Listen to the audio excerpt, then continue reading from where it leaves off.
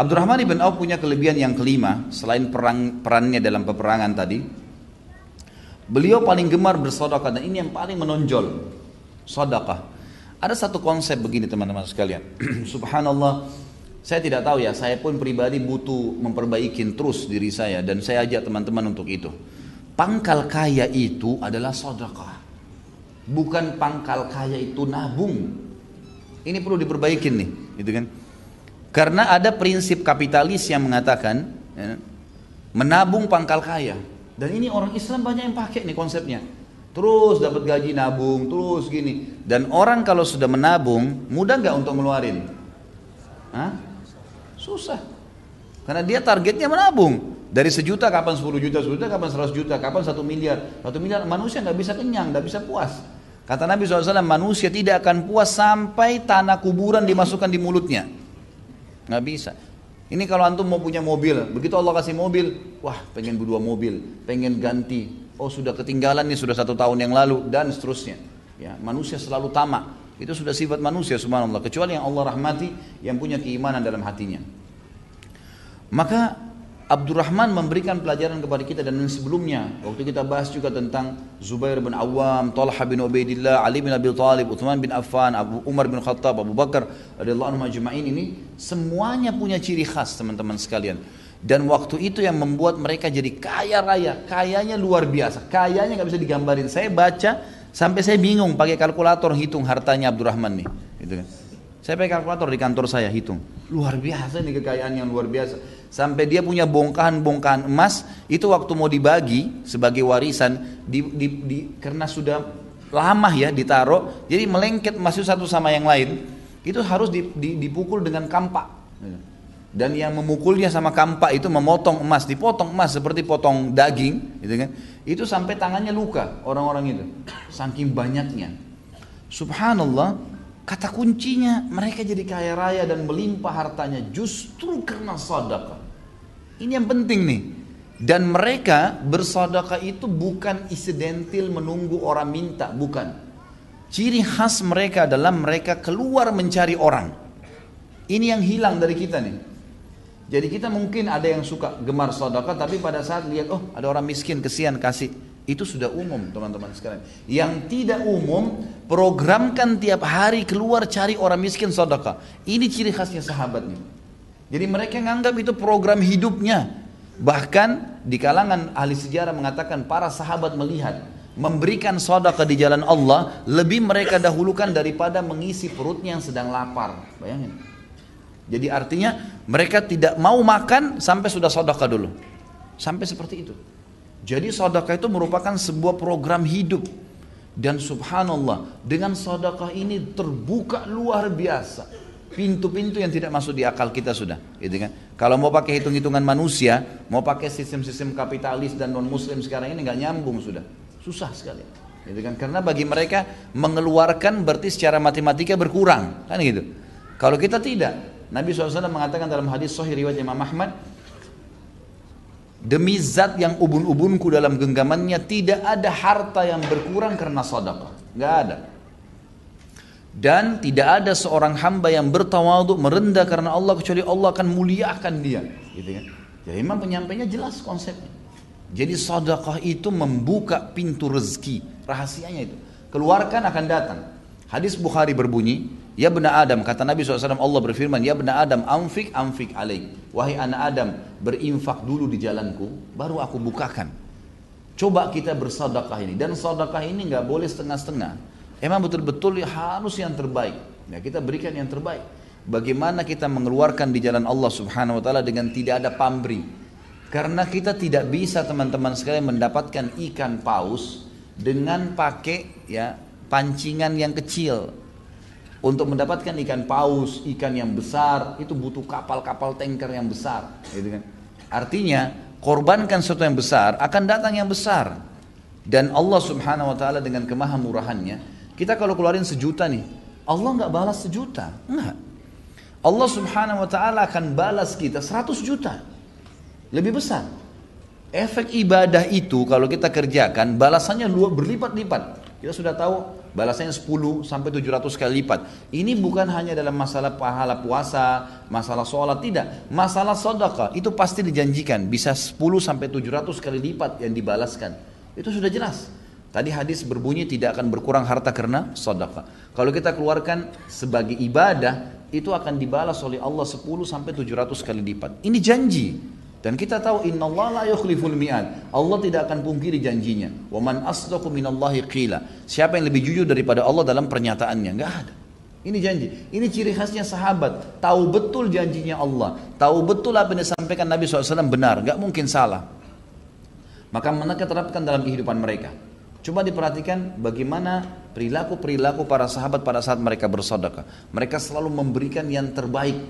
Bahkan yang mereka berikan itu minimal sama dengan apa yang tertinggal di hartanya. Jadi misalnya mengeluarkan setengah harta, itu minimal perilaku mereka itu. Ya. Jadi ada yang mengeluarkan sampai seluruh hartanya dikeluarkan. Ada yang mengeluarkan minimal setengahnya. Ini luar biasanya. Mereka selalu melakukan perbuatan tersebut dengan keyakinan ini tidak akan berkurang harta karena bersedekah. Allah subhanahu wa ta'ala akan mengembalikan kepada kita berlipat-lipat ganda. Dan diantaranya bukti nyata Abdurrahman ibn Auf. Abdurrahman radhiyallahu anhu pada saat tiba perang Badar, beliau sempat bersedekah dengan 2000 dinar. Dan pada saat itu Abdurrahman di perang Badar masih baru memiliki harta 4000 dinar dikatakan. Jadi seluruh uang yang dia miliki itu 4000 dinar. Satu dinar ini teman-teman sekalian kalau kita kurskan di hari sekarang sekitar 1.600.000. Satu dinarnya, gitu kan? Ini subhanallah kurang lebih nilainya itu 32 miliar. Keluarkan di jalan Allah setengah yang kita miliki. Gini ada deh contoh rasional, teman-teman coba kalau pas lagi di kantongnya sekarang ada 50.000 dua. Anggaplah uang 50.000 satu utuh, yang 50.000 kedua itu ada pecahan 10.000, 5.000, 1.000. Kemudian lewat celengan masjid, lewat fakir miskin, kira-kira yang mana antum keluarkan? Hah?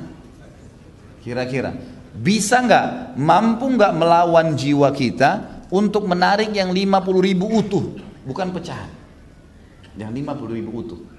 Abdurrahman memberikan pelajaran kepada kita teman-teman sekalian, rasa yang ada secara eksternal dari tubuh dan perasaan yang ada internal dalam tubuh itu ditundukkan untuk Allah subhanahu wa ta'ala. Luar biasa ya.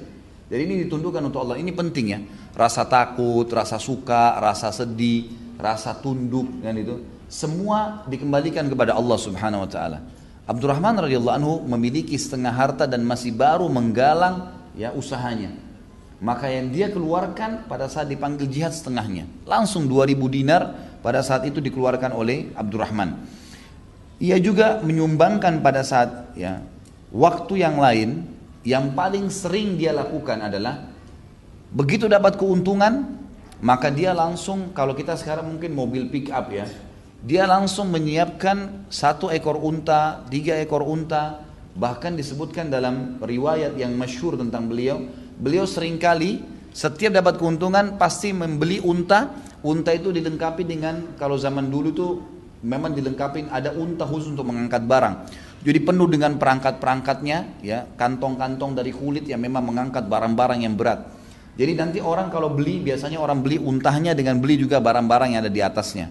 Kalau kita sekarang pick up dan semua perlengkapan barang dagangannya. Abdurrahman ini seringkali gitu kan, begitu dapat keuntungan dia tidak pikir menyimpannya, tapi dia membeli sampai 700 ekor unta. Dan 700 ekor unta ini memenuhi jalan-jalan Madinah dengan dagang-dagangannya. Setelah penuh ini, padat, macet gara-gara 700 untanya Abdurrahman memenuhi jalan Madinah. Lalu pegawainya salah satu mengiklankan, Abdurrahman mengiklankan untuk kalian, silakan ambil semaunya. Penuh, macet, padat jalan Madinah diiklanin. Sampai masyarakat Madinah dalam riwayat dikatakan menganggap harta Abdurrahman harta mereka sendiri. Karena Abdurrahman selalu setiap orang datang mau utang diutangkan. Setiap ada orang datang mengeluh punya utang dilunasi. Dan setiap orang ada tidak pernah menolak. Orang mengatakan saya butuh ini langsung dikasih. Enggak pernah. Sampai masyarakat Madinah mengatakan kami makmur di sebelahnya Abdurrahman. Jadi sangat luar biasa. Mendatangkan 700 ekor unta dengan seluruh apa-apa yang ada di dalamnya, gitu kan? Itu kemudian dibagi cuma-cuma. Ini jalan, dan ini bukan 1-2 kali ya. Ini terus menerus. Pokoknya setiap ada duit langsung pembagian cuma-cuma. Saya melihat ini ada di Saudi ya. Kalau di Indonesia saya belum lihat. Subhanallah, ada teman saya di Jeddah cerita. Kebetulan saya waktu itu jalan dari Mekah ke Jeddah. Ada satu mobil tangki air, ternyata itu air zam-zam kayak kita biasa yang air dibeli 5.000 liter gitu kan. Ada mobil tangki dibeli. Nah ini orang ini ternyata terkenal kisahnya dan dia sudah meninggal, semoga Allah rahmati. Orang ini ternyata diteruskan perilakunya oleh anak-anaknya. Jadi ada satu mobil tangki itu memang tidak terlalu kelihatan, tapi kalau diperhatikan pasti lihat. Mobil itu kalau setahu saya sampai hari ini masih ada. Mobil ini selalu dibayar oleh pemiliknya dari Jeddah ke Mekah khusus untuk mengambil air zam-zam, kemudian ditaruh di pinggir jalan. Itu siapa saja yang mau ambil air zam-zam silahkan, tinggal bawa galonnya isi, ulang gratis. Jadi dia nggak usah jauh-jauh ke dekat air zam-zam dekat haram, tapi dia boleh ambil di situ. Masyarakat banyak ambil. Subhanallah, waktu orang ini meninggal, pemiliknya ini, itu ditemukan waktu itu lagi panas sekali Saudi, sampai kering, tanah itu sampai pecah. Dan waktu mereka gali itu karena tidak ada air, itu keras sekali tanahnya. Subhanallah, waktu digali kuburannya basah, lembab, gitu kan, ada air. Ini contoh, dan saya lihat ini perilaku yang tidak ada di negara kita, subhanallah. Bagaimana mereka membagi-bagi cuma-cuma. Di musim haji itu sudah biasa. Saya pernah waktu tahun 92, ya. Waktu itu saya masih SMA.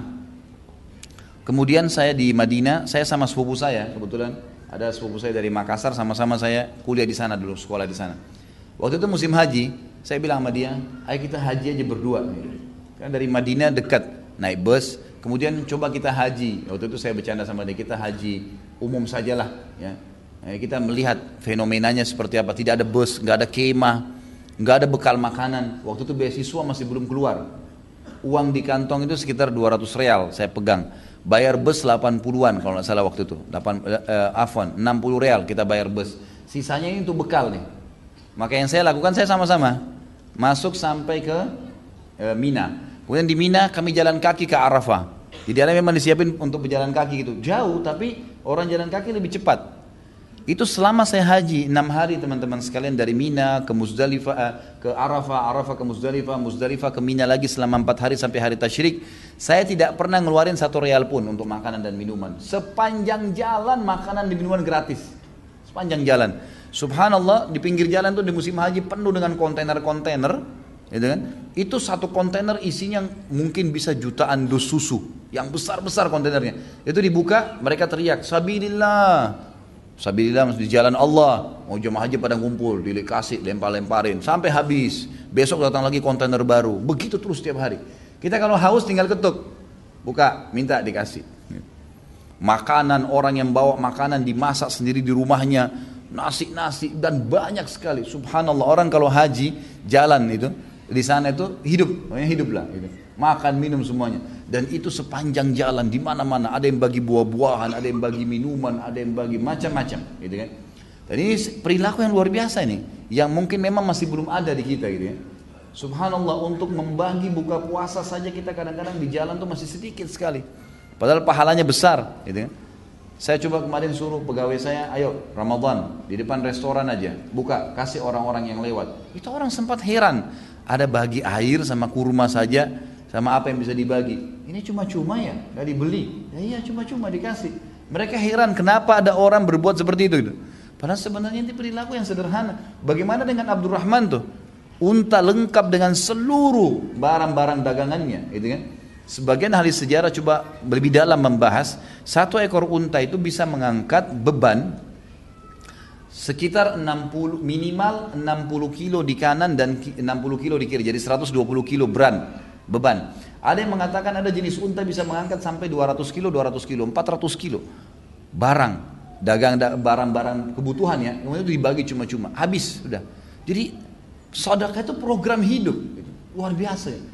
Nah ini hal-hal mendasar yang mesti kita tahu teman-teman sekalian. Dan ingat, ini perilaku sehari-hari, jadwal sehari-hari. Saya pernah sebutkan bagaimana Syekh Bimbas itu memberikan makan 600 orang di pagi, siang dan 600 orang di malam hari. Selalu di depan rumahnya dipasang AC, dibuka sufra, pokoknya orang sudah tahu ini orang makan di sini nih. Gratis, tukang sapu jalan, apa segala datang mampir. Itu luar biasa. Maka perilaku-perilaku seperti ini yang masih belum ada, padahal ini perilaku yang baik sekali. Kemudian beliau seringkali begitu untung dagangan, gitu kan, langsung menghabiskan pada saat itu keuntungannya. Ini perilaku Abdurrahman. Dalam kisah riwayat yang sahih disebutkan, beliau pernah mendapatkan 1 peti emas keuntungan, 1 peti emas keuntungan dagangan. Jadi ini selalu tiap hari bersedekah, tiap hari berdatang.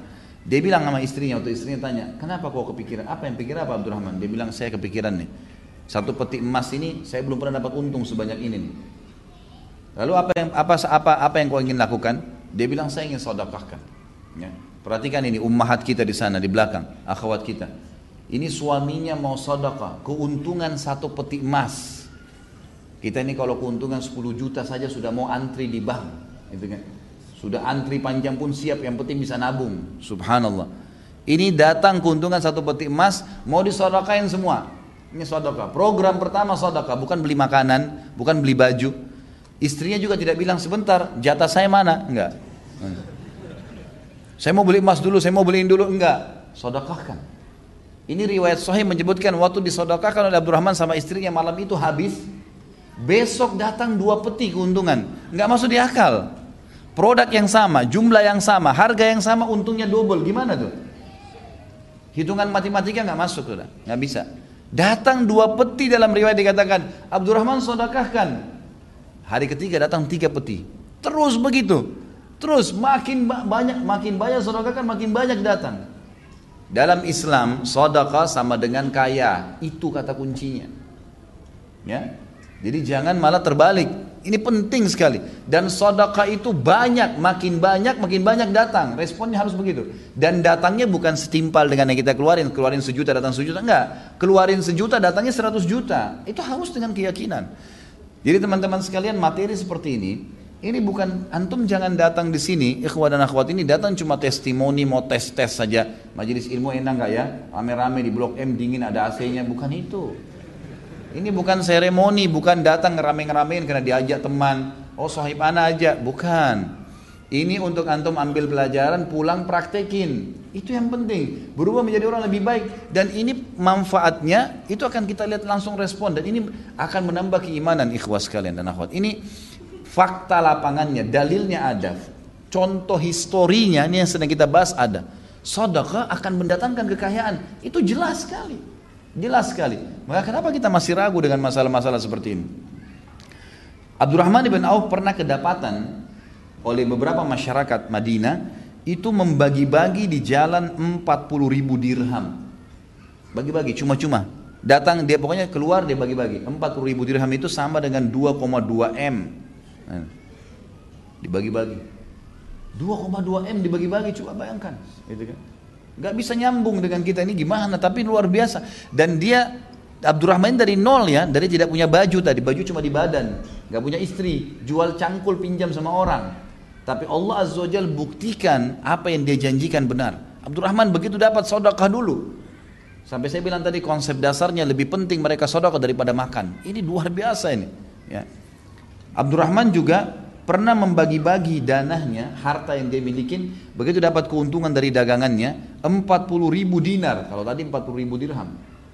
Ini 40.000 dinar lebih banyak, itu kurang lebih 6,4 M. Dibagi-bagi, habis semua. Sedekah ini bukan tanggung-tanggung ini. Coba antum sini yang hadir, sudah pernah sedekah 10 juta enggak? Tidak usah bicara 1 M gitu kan. 10 juta yang kita anggap masih besar sekarang, pernah keluarin 10 juta langsung kasih ke orang dengan keyakinan Allah akan balas. Ini yang kita titik beratkan, gitu kan? Jadi perhatikan baik-baik bagaimana dilakukan oleh Abdurrahman ini. Imam Az-Zahabi rahimahullah berkata, Abdurrahman ibn Auf adalah orang kaya yang selalu bersyukur. Dan syukurnya adalah dengan mengeluarkan sedekah, selalu. Sementara Uwais Al-Qarni adalah orang yang miskin dan sabar. Ini ada bahasan sendiri dari tabi'in tentunya. Kemudian sedangkan Abu Dzar dan Abu Ubaidah adalah ahli zuhud. Orang yang terkenal mendahulukan akhirat. Tapi saksi bahasan Abdurrahman dipuji oleh Imam Az-Zahabi bahwasanya terkenal dari kisahnya dia adalah orang kaya yang bersyukur. Tentu khilaf di antara ulama ya tentang kedudukan orang kaya bersyukur dengan orang miskin yang bersabar. Mana yang lebih afdal? Itu selisih panjang lebar khilaf di antara ulama siapa yang lebih afdal. Tapi kesimpulannya kalau saya lihat adalah orang kaya yang bersyukur lebih afdal, gitu kan? Karena dia mendapatkan ya pahala dari sedekahnya. Gitu kan? Sementara sabar dia masih bisa dapatkan juga. Dan orang miskin tidak bisa mendapatkan masalah sedekah. Dalam hadis Bukhari ada sahabat-sahabat yang datang dan berkata, ya Rasulullah, sahabat-sahabat kami yang kaya mendahului kami. Karena kami sholat, mereka sholat. Kami puasa, mereka puasa. Tapi mereka mendapatkan pahala plus karena memberikan kepada kami bantuan, sedekahnya, gitu kan? Lalu beritahukan kepada kami, kata para sahabat, amal yang kalau kami kerjakan bisa minimal menyamai pahala mereka. Kata Nabi SAW, rutinlah baca subhanallah 33, alhamdulillah, Allah Akbar 33, rutin baca itu. Mereka amalkan, ternyata sahabat-sahabat Nabi yang kaya dengar, gitu kan? Mereka datang kepada Nabi SAW, ya Rasulullah, kata orang-orang miskin datang lagi, ya Rasulullah, sahabat-sahabat kami yang kaya itu dengar juga amalan itu, dia amalin juga, kan itu. Maksudnya ini sekarang beritahukan lagi kami amal lain gitu. Kata Nabi SAW apa? Dzalika fadlullahi yu'tihi may yasha. Itu ya karunia Allah yang Allah berikan kepada siapa yang dia inginkan. Teman-teman sekalian, kaya bukan karena kerja di sebuah tempat yang mewah, kaya bukan menjadi pejabat negara, kaya dengan sedekah. Ini sedekah nih, keluarin di jalan Allah. Itu penyebabnya dan tidak ada hitungan matematikanya nih, kayanya datang. Biar tidak punya usaha, rajin sedekah itu akan kaya. Itu sudah janji. Ini dari tadi saya teriak-teriak ini, kalau sampai keluar sebentar masih ada yang pelit, ini luar biasa. Kalau saya punya cambuk, saya cambuk. Oh iya, nggak bisa lagi. Ini sudah kata kunci rahasianya di situ. Sedekah dapat, gitu kan? Itu begitu. Kita kalau lagi makan satu bungkus makanan enak, coba beli satu bungkus yang sama, nilai yang sama, bawa siapa saja ditemui di jalan kasih, sedekahin langsung. Nilai seperti apa yang kita kasih itu luar biasa. Ada kepuasan diri, pahalanya ada, dan penyebab datangnya rezeki. Dan kalau kita kasih satu bungkus di jalan Allah, Allah nggak kasih kita satu bungkus teman-teman sekalian. Bisa sebulan antum ditraktir sama teman-teman nanti. Balasannya efeknya besar. Karena semua ibadah yang kita kerjakan itu efek balasannya dari Allah besar. Coba sholat duha. Kata Nabi SAW, di dalam tubuh manusia ada 360 sendi. Setiap hari harus manusia sedekah sebagai tanda syukur kepada Allah. Dan 2 rakaat sholat duha menggantikan sedekah 360 sendi. Berimbang nggak? 10 menit sholat, gitu kan? Atau 5 menit sholat dengan sedekah untuk 360 sendi. Berapa harganya sendi kita ini? Kalau satu sendi rusak, sendi jari aja, coba tanya teman-teman kalau ada yang dari medis nih, berapa kira-kira? 1 juta? 2 juta? 10 juta satu sendi? Ini baru sendi kecil, bagaimana kalau sendi semuanya? Anggap 1 juta satu sendi. Kita harus sedekah 360 juta per hari. Tapi Allah ganti dengan 2 rakaat sholat duha. Nggak berimbang. Kalau sama Allah nggak ada hitung-hitungannya teman-teman sekalian. Nggak ada kalkulatornya sama Allah ini. Buang jauh-jauh hitungan antum yang biasa antum pakai di komputer, pakai di HP, itu jauh, sama Allah nggak ada itu. Dalam hadis Muslim, siapa yang puasa sehari di jalan Allah, sunnah atau wajib, Allah jauhkan dia dari neraka 70 tahun. Nggak berimbang puasa sehari dengan 70 tahun, nggak bisa. Sama dengan memberikan makan satu bungkus, memberikan satu lembar baju. Bukan seperti itu balasannya, berlipat-lipat datang. Sedekah penyebab kaya, bukan ijazah, gitu kan? Ini harus difahamin. Berapa banyak orang jadi sarjana miskin, minta-minta di jalan, gitu. Tapi ini sedekahnya yang harus dihidupkan. Kemudian kita lihat di sini, ia juga membagikan hartanya untuk veteran Badr. Di satu waktu Abdurrahman bilang, iklanin, saya mau khusus yang masih hidup dari yang pernah ikut Badr. Jadi Badr ini punya kelebihan sendiri teman-teman sekalian ya. Karena orang Badr, orang yang ikut perang Badr ini termasuk Abdurrahman punya manaqib di sini, punya kelebihan karena beliau hadir di Badr. Khusus orang Badr itu yang pegang bukunya ada di halaman 446 ya. Allah Subhanahu wa taala berfirman, "I'malu ma syi'tum" ya, faqad ghafartu lakum, kata Allah. Berbuatlah semau kalian karena aku telah mengampuni dosa-dosa kalian. Semua yang hadir di Badr diampuni dosanya. Kata sebagian ulama tafsir, walaupun ada orang yang pernah ikut Badr, setelah Badr dia bermaksiat asal dia tidak murtad, Allah langsung ampuni. Karena di zaman Umar bin Khattab pernah ada satu ahli Badr, Itu subhanallah berjalan waktu, zaman khilafahnya Umar, tapi saya lupa namanya orang ini, masyhur kisahnya. Kemudian dia mabuk, sempat lalai, mabuk di Irak. Ya. Ketahuan, si fulan mabuk. Umar bin Khattab menerapkan orang mabuk 80 jerat dicambuk. Gitu kan. Waktu Umar disampaikan si fulan pernah hadir di Badar, mabuk, kata Umar jangan dicambuk. Kata mereka, kenapa mukminin Anda beda-bedakan? Dia bilang, bukankah kalian dengar firman Allah, wa qul i'malu ma syi'tum faqad ghafartu lakum? Allah sudah bilang untuk ahli Badar, semua yang pernah hadir berbuat semau kalian Allah sudah ampuni, khusus Badar nih. Maka Abdurrahman menganggap memang penting buat mereka nih, penting buat kedudukan itu. Apa yang beliau lakukan? Beliau iklankan semua veteran Badar akan dapat uang dari saya. Dan waktu itu dia mengeluarkan untuk ahli Badar sekitar 400 dirham, 400 dinar maaf. 400 dinar ini kalau kita kali 1.600.000 kurang lebih 640 juta. Salah satu yang terhitung veteran Badar, walaupun dia tidak hadir, adalah Utsman bin Affan. Karena waktu Nabi SAW sedang Badar, Nabi SAW mengatakan ada saudara-saudara kalian di Madinah yang tidak ada kalian lewatin sebuah lembah, kalian menghadapi apapun, ya kecuali ikut dengan pahala bersama kalian, karena mereka ditahan dengan uzur. Dan Nabi SAW yang menyuruh Utsman untuk tinggal mengurus istrinya Ruqayyah, anak Nabi SAW yang sedang sakit. Maka Nabi SAW pun pada saat pulang dari Badar menyendirikan ghanimah, harta rampasan perang buat Utsman. Waktu itu Utsman bin Affan kaya raya. Bahkan Utsman ini bersaing dengan Abdurrahman, sudah kita jelaskan di kisahnya. Kaya raya luar biasa, dan juga karena luar biasa sedekahnya.